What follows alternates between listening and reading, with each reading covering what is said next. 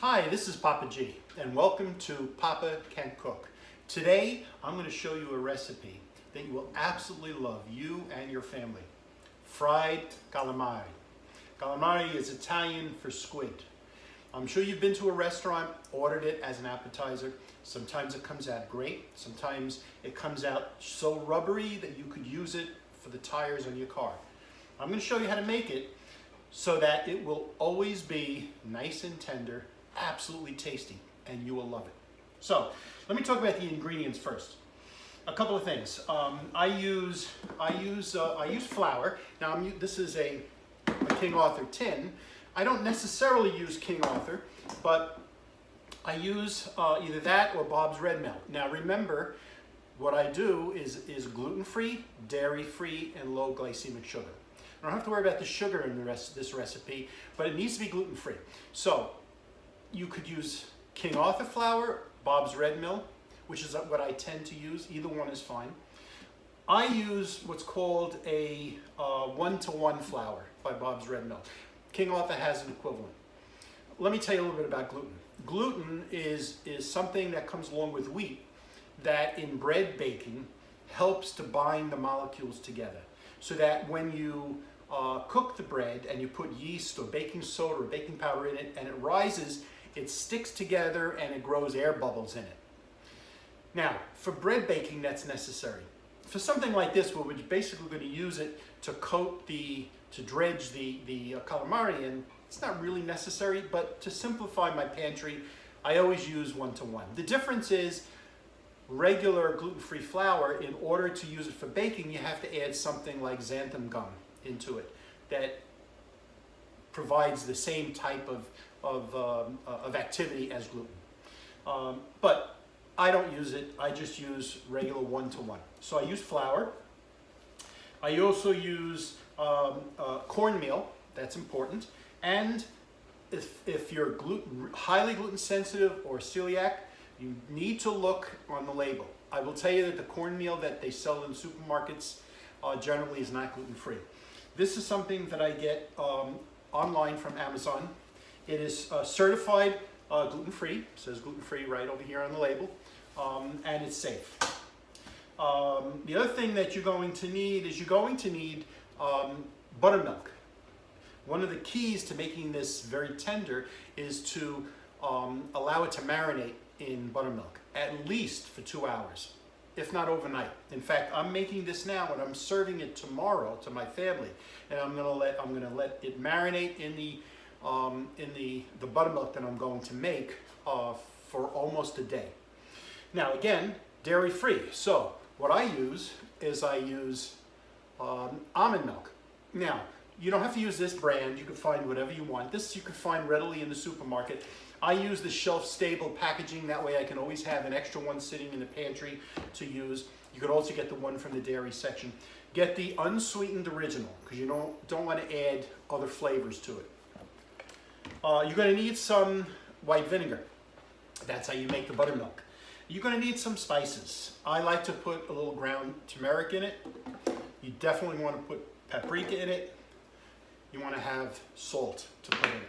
The other thing that I've started doing, which kind of adds another dimension to it, is I add peppers. I use pepperoncini, which is peppers in marinade. Okay.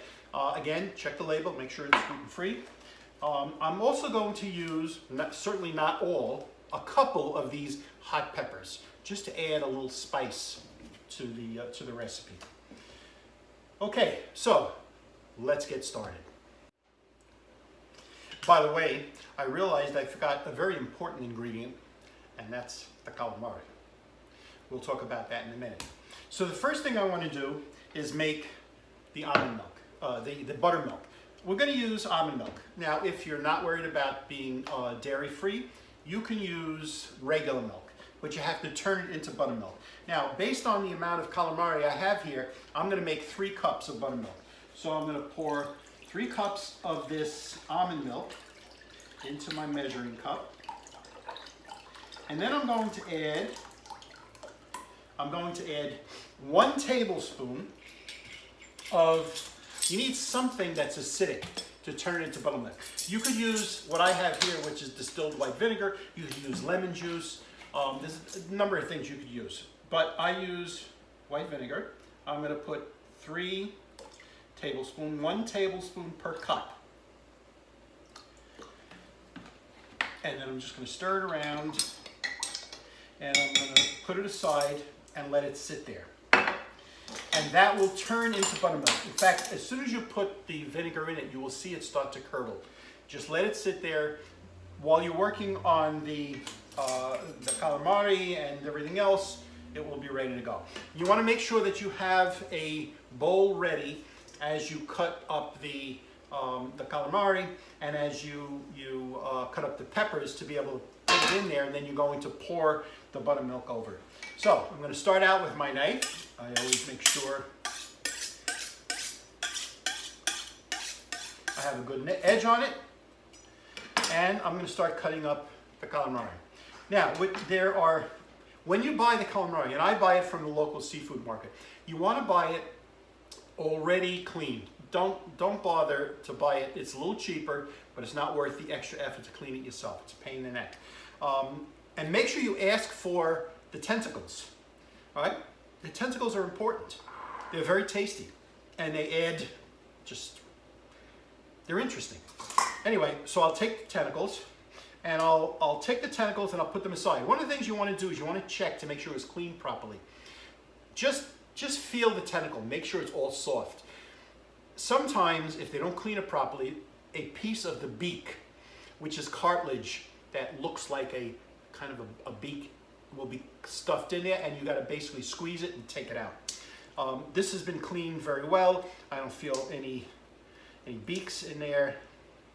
I go to this fish market all the time, so I wouldn't expect anything different. Okay, so now I'm going to take the calamari. So I take the body of the calamari like this. I put it down. And what I want to do is I want to cut it in half-inch pieces. 3/8 of an inch to a ½ inch. Don't make it too narrow, because if you make it too narrow, it'll fall apart. It'll be hard to work with. Don't make it too wide, because it just doesn't make sense. All right, so about a ½ inch. Cut it across the body. So what you're creating is rings. Okay, they look like this. All right, like rings. All right, and you take them and you put them in your bowl and get them ready. And then I'm going to go through the rest of them.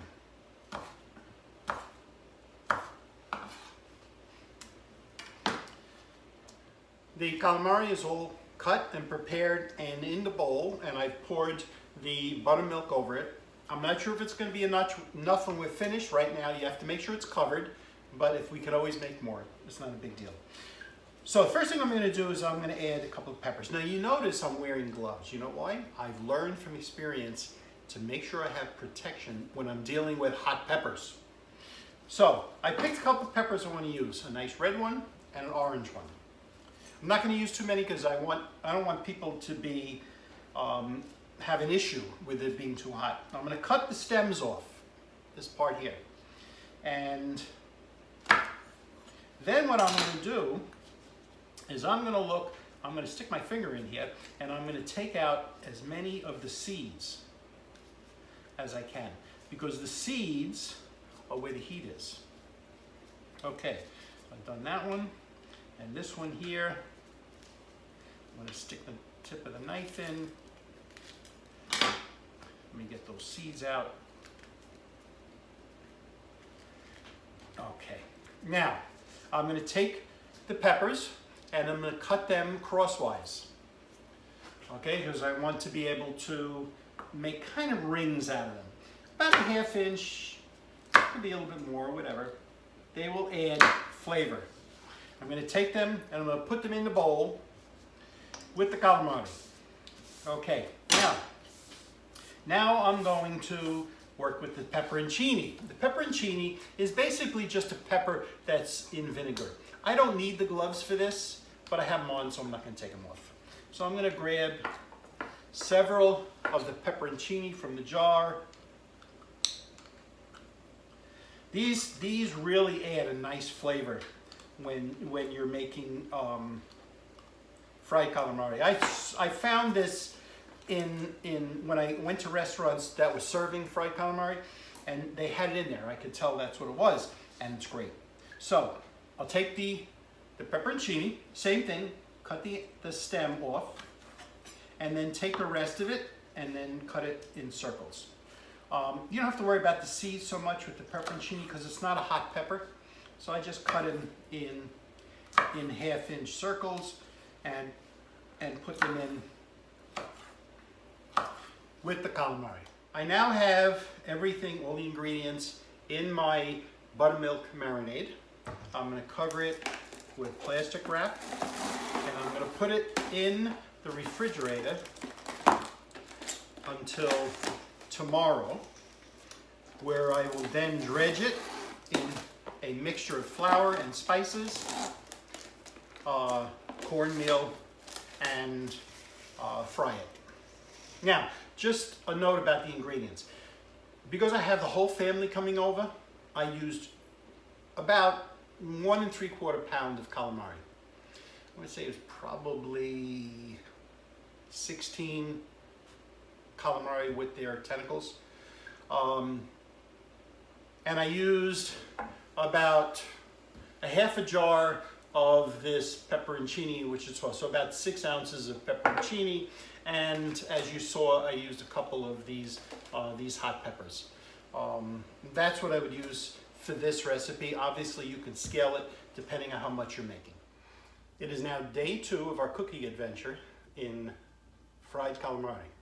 What I'd like to do now is make the dredge, or the flour that we're going to dredge the calamari in. So it's going to include equal amounts of flour, and of course it's gluten-free flour, and cornmeal. Cornmeal adds a certain texture to it, which is very good for this. So I'm going to use a cup of each. So here's a cup of the gluten-free flour, and then I'm going to use a cup of the gluten-free cornmeal that I told you I ordered from Amazon. Okay. And not to make a total mess. All right. Then to that, I'm going to add a tablespoon of turmeric. Open up another container soon. Put it this way. Tablespoon of turmeric. You don't have to be extremely precise with that. And a tablespoon of paprika.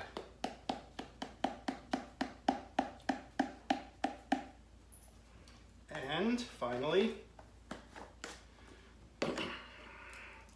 a teaspoon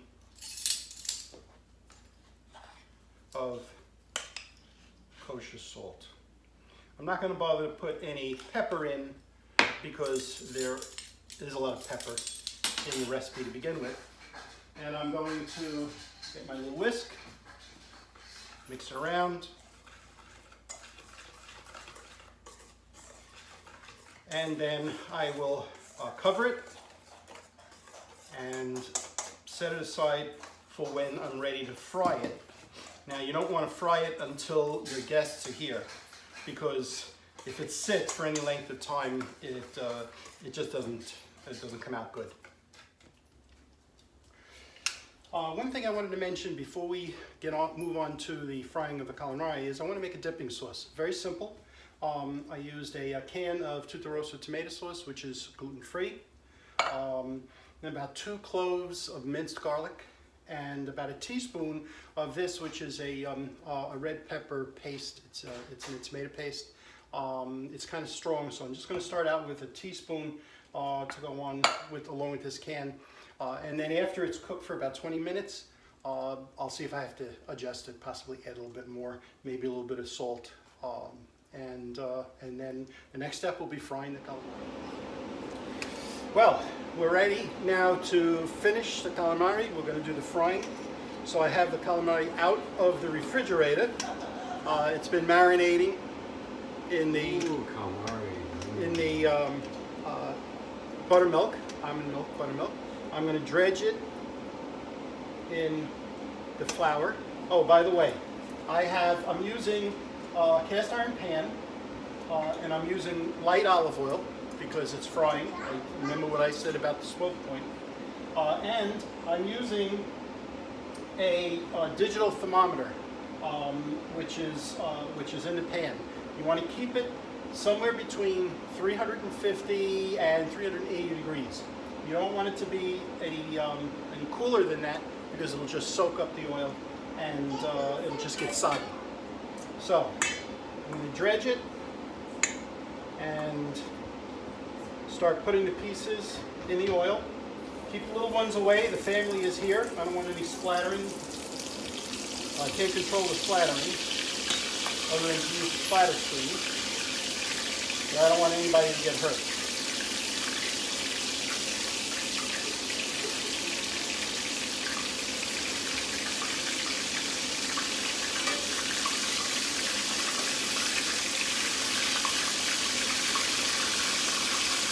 Okay, keep watching the temperature. You don't want it to get too hot, and you don't want it to get too cold.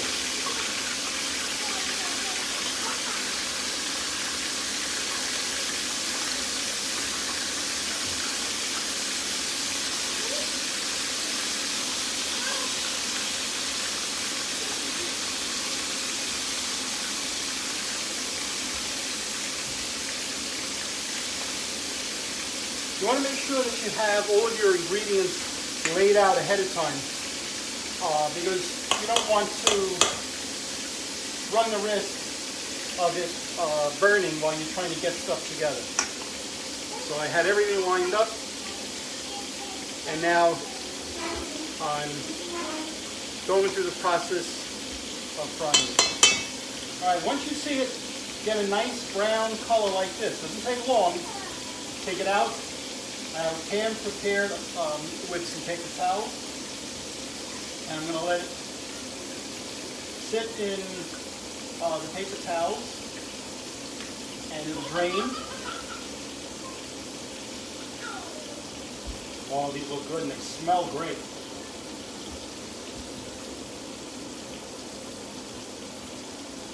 Okay, once you have the first batch ready, just gather them up. And then while they're still warm, you want to sprinkle some kosher salt on them. Okay, I'm going to go through the rest and it'll be done. And then we're going to eat it.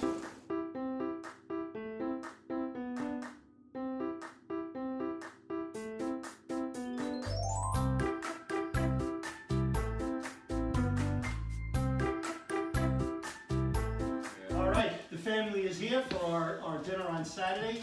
We've already devoured the calamari.